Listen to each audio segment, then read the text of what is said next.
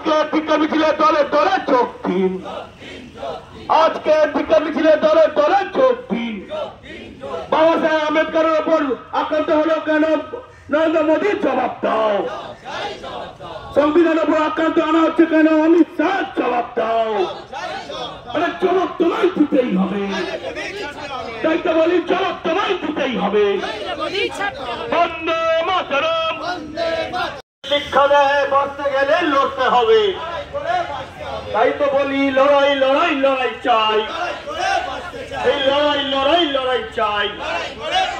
আরে এই লড়াইয়ের নেত্রীকে, আরে এই লড়াইয়ের নেত্রীকে। বন্দে মাতরম। তৃণমূল কংগ্রেস জিন্দাবাদ, মমতা ব্যানার্জি জিন্দাবাদ। এবং এই বক্তব্যের আমরা তীব্র ধিক্কার জানাচ্ছি। আমাদের দল অল ইন্ডিয়া তৃণমূল কংগ্রেসের পক্ষ থেকে আপনারা জানেন যে আমাদের দলনেত্রী মমতা ব্যানার্জি, আমাদের সেনাপতি অভিষেক ব্যানার্জি তারা নির্দেশ দিয়েছেন এবং মমতা ব্যানার্জির নির্দেশে আজকে শুধু বাড়িতে নয় গোটা রাজ্য জুড়ে সকল ব্লকে সকল ওয়ার্ডে আমাদের সব তৃণমূল বার্তা দেবেন।